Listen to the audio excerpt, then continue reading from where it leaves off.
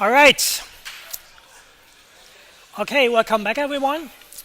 So we know now why we are interested in linear equation system and the solution of linear equation system in graphics. So let's look into how we get that solution. And one of the approaches, if we only have a unique solution, that is, if the planes intersect in one point, then one approach to do this is so-called Gaussian elimination, which uses matrix notation or augmented matrices. Of course, the matrices only are here because that makes the approach easier to handle and easier to do. But the matrix itself is just a different way of representing these linear equations. And the way we do this is with these so-called augmented matrices, which is basically taking the matrix of the coefficients, so the constant values on the left side, that are associated with these variables x, xi that we want to find, and then on the right side writing the b values, the values that they are supposed to be equal to, and and this is then oops, no, I'm going the wrong direction. That's why.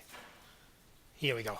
So if we compare this with the equation system, you see basically that we take all the constant values and write them in a matrix, which is, of course, the relation to the linear equation system becomes clear if you write it in that way, the vector in matrix equation. Then this is just the left matrix with the constant and the right matrix, the constants from the right side.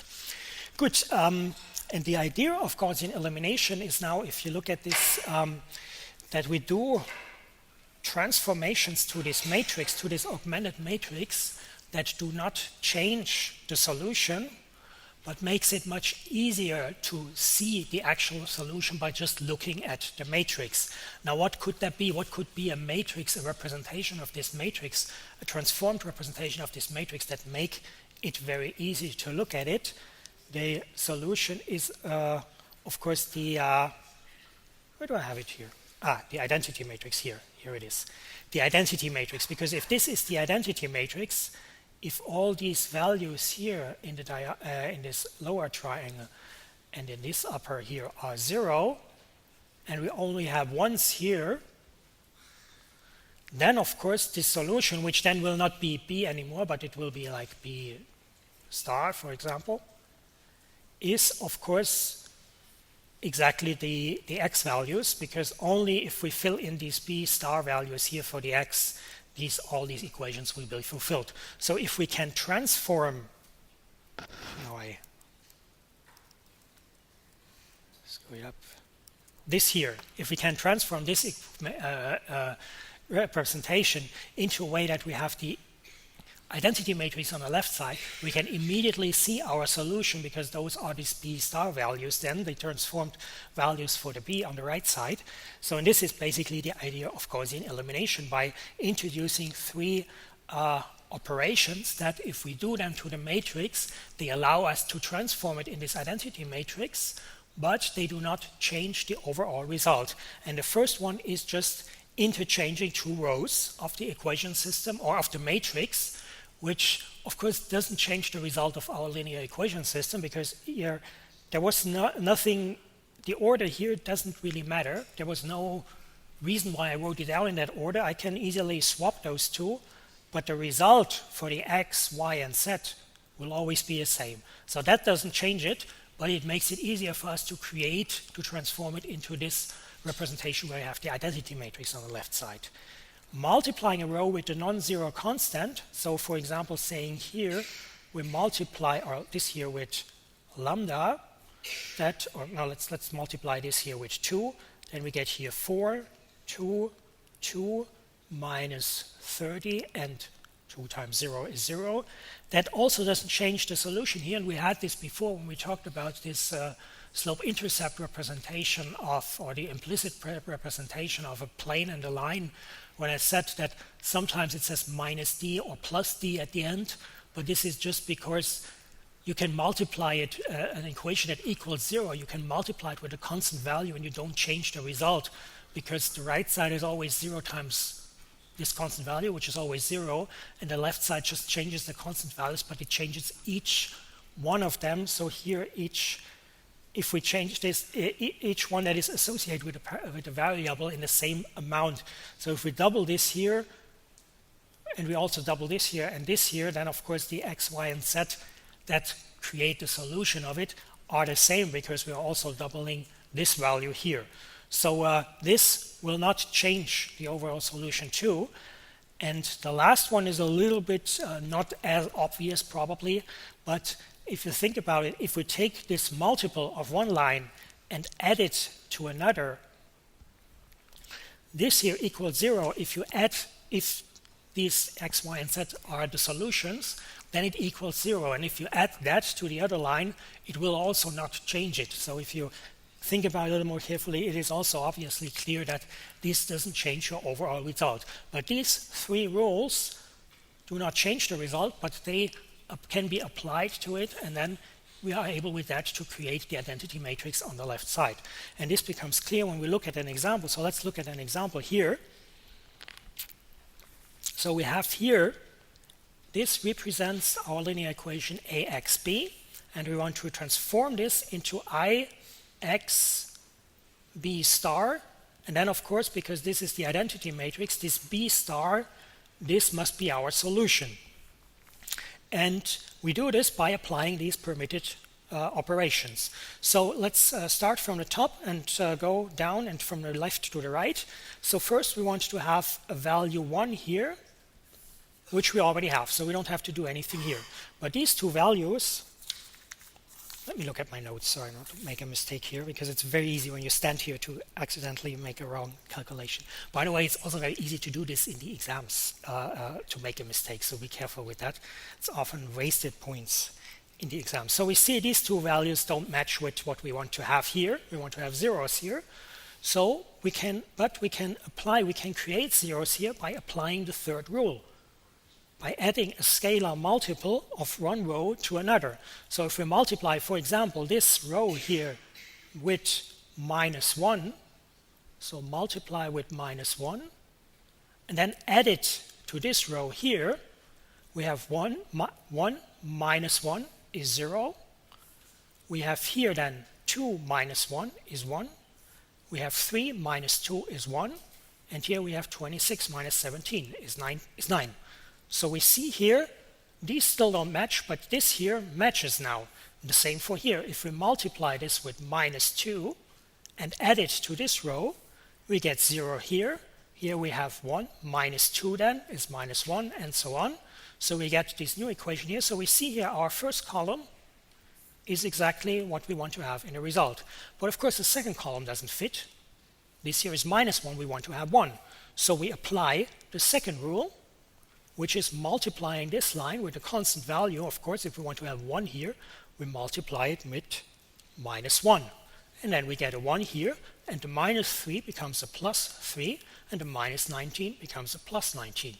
So we see here now the first column doesn't change anymore, and the trick here is, of course, because we have already changed that, and we go from the left to the right, we have zeros here. So all applications of this that we apply, all changes that we apply here, do not change this value anymore.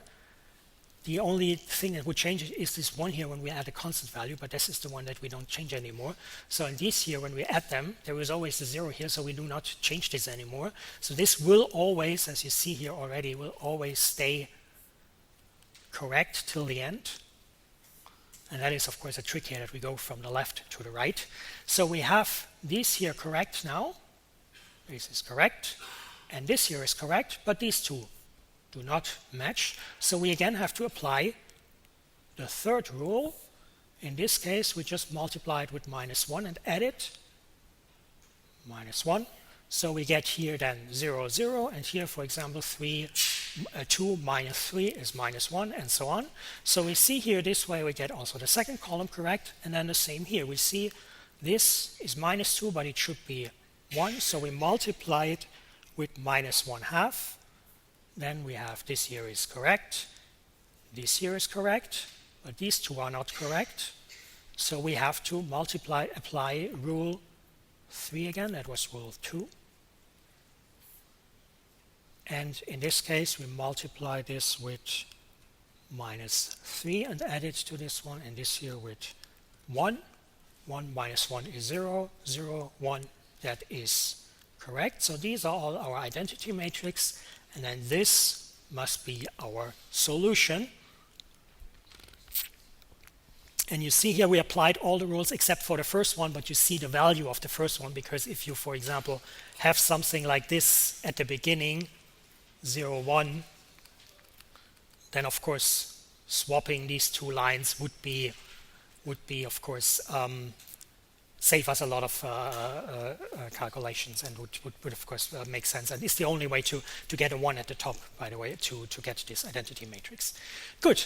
And then of course remember that why we did this. We did this to find the solution to this linear equation system, which represents a point in a space. We said if there is just one solution there for these intersecting values, then the interpretation is, of course, the geometric interpretation is, of course, it is this one intersection point that we have with these three planes. But of course, we have all these other cases as well. We have the case that we have an infinite amount of solutions. We have 0 solutions if some of them are parallel or the intersection is parallel, or that an infinite amount of solution, then it can be a plane or a line.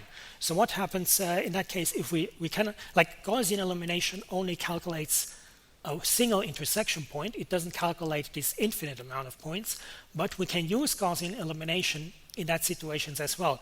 So what happens if we use Gaussian elimination and if we have planes that are in these two categories on the left, 0 or infinite amount of solution? Well, one thing that can happen with Gaussian elimination, that we get a line like this where we have 0x, 0y, 0z equals a value b that is unequal to 0.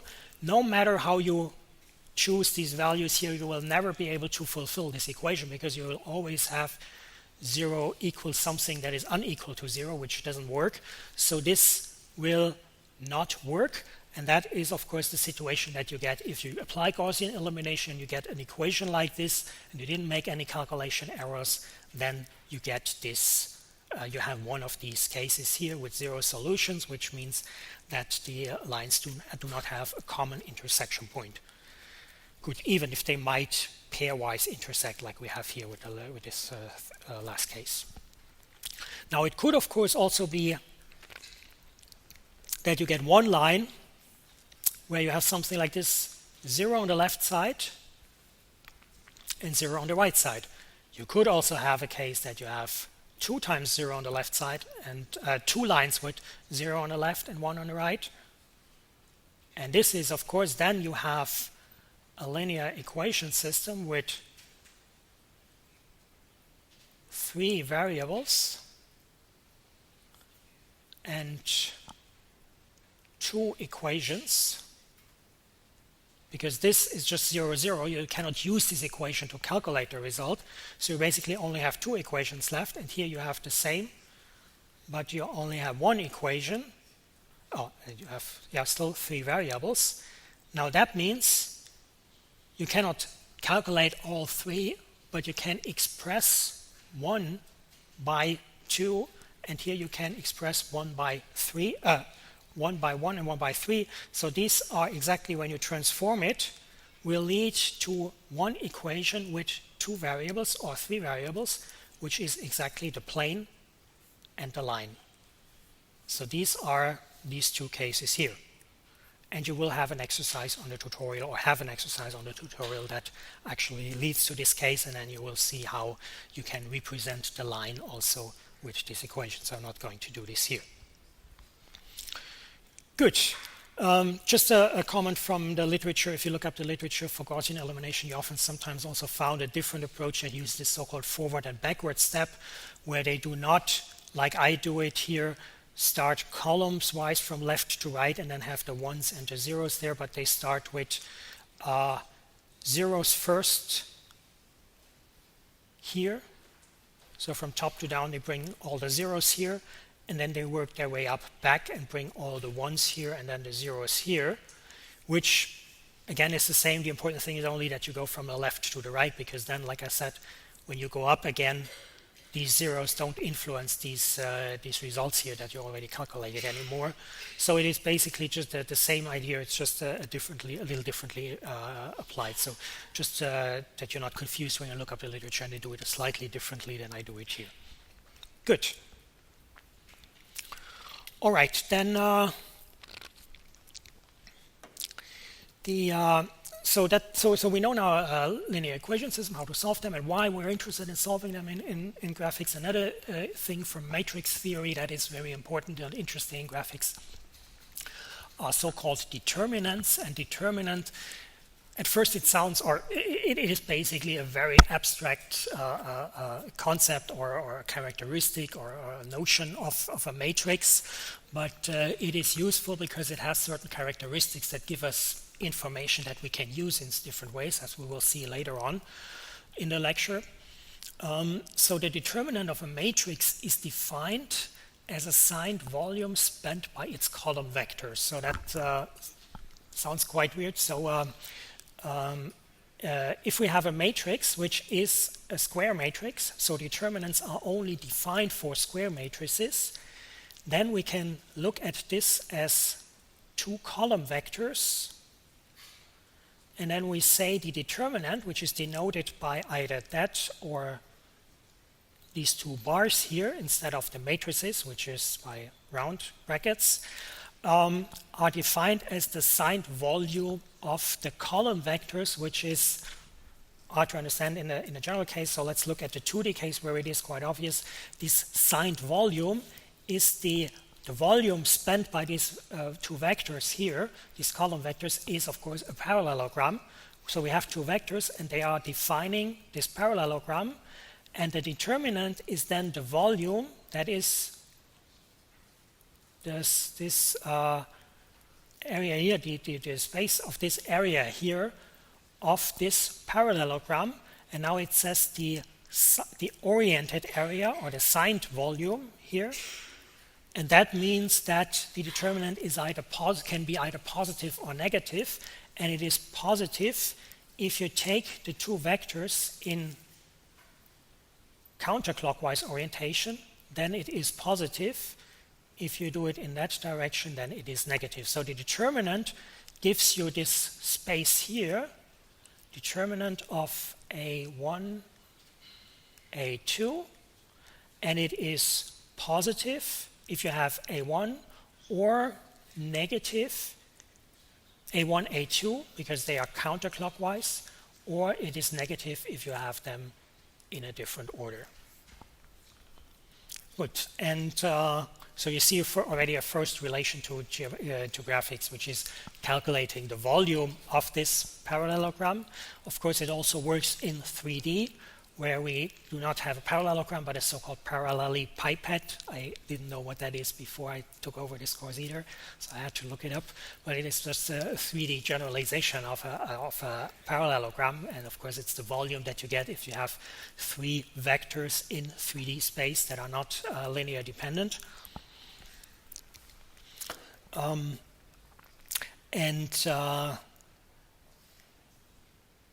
This is, so it's just a generalization of the 2D case. And of course, determinants are also defined for higher dimensions, for 4x4, 5x5 matrices. Of course, then we don't have a geometric representation of it. But they are only defined for square matrices, so be careful with that.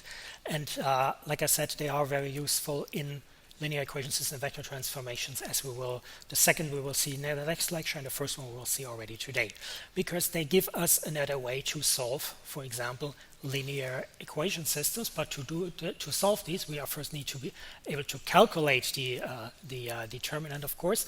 And one way to do this is the so-called Laplace expansion, which looks very confusing at first because there are a lot of terminology. But if you look at it, how it is done, it's actually a pretty just step-by-step approach to do it, similar to solving the linear equation system with Gaussian. So the Laplace expansion, I just read it here, and then you will see that it sounds very confusing at first. It's the determinant of a matrix is the sum of the products of the elements of any row or column of the matrix with their cofactors. And a cofactor, in turn, is defined as an entry Aij in an n cross n matrix, which as the determinant of an n-1 matrix A dash that is obtained by removing the ith row and the jth column and multiplying it with -1 to the power of the sum of the indices. So like I said, very confusing amount of stuff, but if you do it with a concrete example, you will see that this is actually very simple. Let me again look at my notes so I don't make a mistake here and confuse you even more. So if we look at, for example, a 4 cross 4 matrix, and now let's see what we need. We need these cofactors to calculate the determinant, and let's see how these cofactors are defined. A cofactor of an entry aij, so we take aij. In this case, we have an example for aij is 1, 3. A cofactor is the determinant of the n-1, n-1 matrix A dash. So you see here, this is a recursion where we calculate a cofactor of a determinant by calculating a determinant of a matrix with one dimension lower. And then if we can apply this to this matrix until we have a dimension of 1 cross 1, in which case the determinant of the matrix is exactly the value that we have in a matrix. And we create this matrix by removing the ith row and the j's column. So in this case, we have I equals 1 and j equals 3. So we remove for a I1, we remove this line, the first row, and the third column. And then we use the rest to create this reduced matrix here. So you see, this is just a matrix with these two lines crossed out. So the determinant of the matrix, I call it A dash, so let's write it here, A dash. The determinant of this matrix, so you see here, we calculate here the determinant denoted by these straight lines by removing the a's row and j's column and multiply it with -1 to the power of the sum of the indices, which in that case I plus j is 1 plus 3. So it's an even number, which means this here is +1, which means, that's why it's not written here, why I had to write it by hand, because to illustrate it that we do that. And that is the cofactor. And then we calculate the determinant by taking the sum of the products of the elements of any row and column with their cofactors. So we see we take a row, for example, the first one, take all the coefficients from the first row, multiply it with their cofactors. So for example, for this coefficient, we have this cofactor here, and then we sum them up. And now it says here, elements of any row or column, so we can choose any random row or column here in our calculation. Of course, if we have here a row, that comes in very handy if we have a row here with a lot of zeros. So for example, if the first row would be, the coefficients would be 0, 0, 1, 2, then we would not need to calculate these cofactors here, but we just need to calculate these two because this will be 0 anyhow. So this is why it's kind of nice that we can really take any row or column. In this case, I've just chosen the first one. If we choose, for example, the second one, we do not need to calculate this cofactor, but we would need to calculate the cofactor A33 if I choose the third one or the second. Good. So you see, this is it's just a mechanical way to do this. So let's just look at another example to illustrate really how simple it is. We take any row or column. You see here we have a 0, so it is actually quite handy to take the first one because then we don't need to calculate this one here. And then we take these values here and multiply them. So we take the coefficients and multiply them with the cofactor of the resulting matrix that we get when we cross out the related values, the related rows and columns which that are associated with this coefficient. So here we have 0, so it means we cross out this one. We have the first one, so we cross out the first row and the first column, and then we get this matrix here, which is exactly this one that we have here. And a similar way we do it with this one and with this one. And then, of course, we see here we have another determinant that we don't know how to calculate, so we need to calculate that one. We can use recursion, so let's do this with this second case here. Let's, again, just choose the first row, although in that case it doesn't really matter which one we pick. Here it also doesn't matter, but it's convenient, like I said, to pick the first one because you see we don't have to calculate this determinant now, but we have to calculate this one, so let's again pick the first row. that means the coefficients here are 3 and 5. And then the determinant, for example, for this first entry here, the reduced matrix here is just 8, which is this one here. So we have to calculate the determinant of 8. And we have to multiply it with the index, with minus 1 to the power of the sum of the index values, which is here 1 plus 1. So this is plus 1, of course. Here we have, for the second one, we have 1 plus 2. So that is then negative. So we make a minus here. And then here, since we have just one value, the determinant of a matrix with just one entry is exactly that entry. So we have here 3 times 8, which is 24. Here we have 5 times 6, which is 30. But because we have it to the power of 1 plus 2, we have here a minus. And here we have a plus because it's to the power of an even value. And then we do this for the rest. And then we can just calculate, and we see in this case actually the determinant is 0. We will see later on what that actually means, or what characteristics we see from the matrix when we have a determinant of 0. But for now, let's just look at the calculation. You see this is a very kind of obvious way to not obvious, it's a simple way to calculate it. It's just, you have to remember it, and you have to do it a couple of times to get a feeling for it. But then it's actually, those are actually the easy points in the exam, I would assume, but I'm always surprised how many people screw that up. Which is also why I often remind you how often to practice, that you have to practice the stuff. Good. Now this is a way how we can. Now it's not a coincidence that I've chosen a 4x4 matrix here for the example, because to illustrate that determinants are also can also be applied to higher dimensions. But of course, in graphics, we're often interested in 2 and 3 dimensional matrices. And fortunately for 3-dimensional matrices, there is an even easier way to calculate it, or a very simple way actually, because if you think about it, if you apply this here to a general case where you just call the entrances of the matrix A, B, C, D, E, F, G, and so on, if you apply this Laplace calculation, then you will get this here.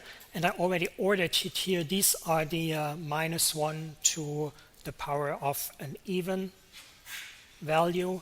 And these are the minus 1 to the power of an uneven or odd value. And if you group them in that way, you can write it that way. And the reason I'm writing it that way is that this illustrates very nicely this so-called rule of Saurus, which is a trick to a simple way to calculate it on paper. You just take the matrix, write it a second time next to it, and then you cross out the diagonals on the left side, and then you see this A, E, I, B, F, G, C, D, H are exactly the even values you have here. And then you cross out the values on the right side. And you see you have exactly the negative values that you have here on the right side. So this is if you have to do it in an exam, and if we do not explicitly say how to calculate it, and it's a 3x3 matrix, this is probably the easier way to go. And of course it works also in a similar way for 2x2 matrices, where we just take this here as positive and this is negative, but unfortunately it doesn't work for higher dimensions. So if you have the 4x4 matrix and it says calculate the determinant, don't try to apply this approach. Good. Now in relation to that, I like to mention, come back to the cross product that we introduced, and there was actually someone who also asked me this introduction or this definition of the cross product. It looks very weird. How do you come up with something like that? And I didn't go into details here because there are, of course, different ways to do that, and none of them are always as easy or intuitive to understand as they are with other kinds of arithmetics that we have with vectors. So this definition that we had here, I wrote it here in a row because of the space. It's the first, the second, and the third coefficient. Looks a little weird and it's quite hard to remember, but you can also define the cross product by using the determinant in a way that you take the three vectors x, v, and w, and the final resulting vector, which is denoted here by x, y, and z, and write them as row vectors, not as column vectors here in a matrix, and then you calculate the determinant, which you can do, for example, with this rule of Zarus, then you see here, this is the plus, and you have one plus and one minus for the x, and the same for the y and for the z. And if you write it in that way, then you see that the coefficients in front of these x, y, and z, which is the result of the cross product, are exactly the coefficients that you have for the cross product here. So if you have trouble remembering this here, this is a good trick to write it down and then quickly have it. Good. And I didn't introduce it at the beginning because I thought it's more easier to remember and more intuitive when I do this after introducing the determinants. Good. Now this is how we can calculate the determinants, but of course the question is, why do we want to do that? And one of the reasons is that it gives us another way to solve linear equation systems, which is the so-called Cramers Rule. Cramers Rule says that we can, if we have a linear equation system, AXB, then the solution xi, so the coefficient in that case, okay, it should be x1, x2, x3, sorry for that, I'll change that next time, x2, here. So then the xi, the solution for xi is a determinant of one matrix divided by the determinant of another matrix. The second matrix is just our matrix A here, but the top one has this index I, which means which denotes a matrix that is exactly the same as the matrix A, only the ith column is replaced with this solution vector, with this right side vector B here, which is quite simple to illustrate. So we have a matrix A here, and that is of course the matrix that we have here at the bottom. So we just need to calculate the determinant of A, and we know now how to do that. And then here at the top we have the determinant of A1, determinant of A2, and the determinant of A3. Again, this should be x3, x2, x1. And that is defined by just, like it says here, replacing the ith column with B. So we see here in the first one, we have B in the first column. Here we have B in the second column. Here we have it in the third column. And all the other columns stay the same as in the determinant of A. And this then gives us our solution, which if we have already calculated these determinants, of course, is an easier way to do than with Gaussian elimination. Or, for example, if you think about if you're implementing it and you have already implemented determinants, or you can use an implementation of determinants, then there is no point in implementing the whole Gaussian elimination, but you can just use the determinants and do it, the implementation this way, much easier, much simpler. So it's just a different way, and depending on what situations you are in, one way might be better to handle or easier to apply than another one. So this is just an alternative way to solve it with relation to Gaussian elimination. To solve linear equation system, it's an alternative way than to Gaussian elimination.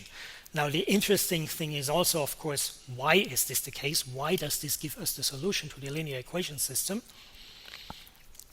And this brings up an interesting aspect that also sometimes when you look into the literature, you see the linear equation system not represented as this matrix equation that I use and that we use very often in graphics, because in graphics we're very often dealing with matrices, but a so-called vector equation of it, so a different interpretation of this linear equation system, which is of course also interesting in graphics because we're dealing with vectors, but it's not this interpretation that I said at the beginning, that we see this linear equation system as an intersection of, for example, planes in 3D or lines in 2D, but it is that we see it as a linear combination of vectors. Because if you look at this here, like what I did was I looked basically at the rows and then said each row here in 2D represents a line, or in 3D represents a plane, and the intersection and the solution of it is then the intersection of the planes. But you can look also at this as columns, and if you have then the variables here written like this, you see that this is actually a linear combination of this vector b. And the question is now, what kind of coefficients fulfill this linear equation that you can create this vector b based on these column vectors of the linear equation system. So if we have a and b, the columns of our matrix, interpreted as base vectors, if they're linear independent, then we can, if they're linear dependent, you don't have a solution. That's exactly the cases that we had with the Gaussian, where you have this one row with all zeros. But if they're linear independent, then we know we can create any vector b with it. Question is, what kind of coefficients do we need to create the vector b? And this is then exactly the solution of our linear equation system. So it is a different way to interpret linear equation system, which is, depending on the situation, more suitable or more reasonable, or if you have a different interpretation of it, or if you want to use it for a different case. But it also comes in quite handy in showing why this is the case here, by looking at the geometric characteristics that we have. We said that the determinant is defined as the volume of the parallelogram spanned by the vectors, so in 2D by the parallelogram, 3D by the parallelepiped. And if you look at this parallelogram here, or if you look at the determinant BA2, no, if you look at the parallelogram that is spanned by A2 and X1A, which is the yellow one here, if you look at this parallelogram and you want to have the volume, you can calculate that by calculating the determinant of these column vectors here. So this is the vector here, X1A1, and this is the vector B2A2, the second column vector, and the determinant gives you the volume of this parallelogram. But we know from geometry, if we shift a parallelogram in one direction, so for example, if we take this part here and just not flip it, not rotate it, but shift it up here to get this parallelogram, which I wrote here, it looks a little nicer, then you see from the geometry, I'm not proving this, I'm just using this to illustrate it, so this is not a full proof, it's just more an intuitive illustration of it. Then you see that the volume of the parallelogram doesn't really change, because what we basically do is we just take this part here, remove it from the volume, but we add the same amount to the other side of the parallelogram. So just by shifting, or in graphics we call this shearing the parallelogram in one direction doesn't change the volume, because what it takes away on one side, it adds at the other side. So the volume is the same, but that also means that the determinant of these two vectors, B and A2, is the same as the determinant of these two vectors that we have for creating this yellow parallelogram. So this is the same. Another thing that we see from the geometry, if we look at parallelograms,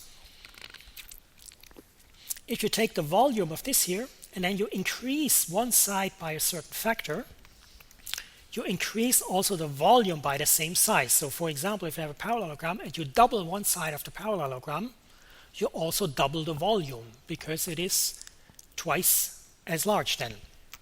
And that means we can take the scalar value and also write it in front of the determinant, and we get the same value here, because like I said, if we increase the vector and then calculate the volume, or if we if we take the vector and then multiply the volume with the same factor, it gives the same result. So these are also identical. And of course this here you can transform in that one, which is then exactly what you get when you have the it's exactly what we wanted to prove. Good. So so this is one way to solve linear equation system, and we can also use determinants to calculate inverse matrices. And this is another, just like with the Laplace transformation, just a definition that you just need to learn. And I will not go into the details here, because I think you have this in the tutorials, and it is, like I said, just a definition. We just again calculate certain matrices. So of course here we do not divide the determinant because we do not want to have as a result a single scalar value, but we want to have a matrix, an inverse matrix. And the inverse matrix is created by taking a specific matrix and dividing each entry by its determinant. So this is this scalar multiplication that we had at the very beginning. And this matrix A is called the adjoint of A, and it is the transpose of the cofactor matrix of A, and the cofactor matrix is a matrix where we replace each entry with a cofactor. So if we want to calculate it, we go from the bottom side, we take matrix A, replace each entry with its calculate a cofactor for each entry, replace the entry with it, and then we build the transpose, and then we have this adjoint matrix, and then we just need to divide it by the determinant, which we already have when we calculated cofactors, and then we have our inverse matrix. There is also the possibility to use Gaussian elimination for inverse matrices, and again that is discussed in the tutorials. Good. I'm just looking for the guys who just came in here. Okay, are there any questions so far?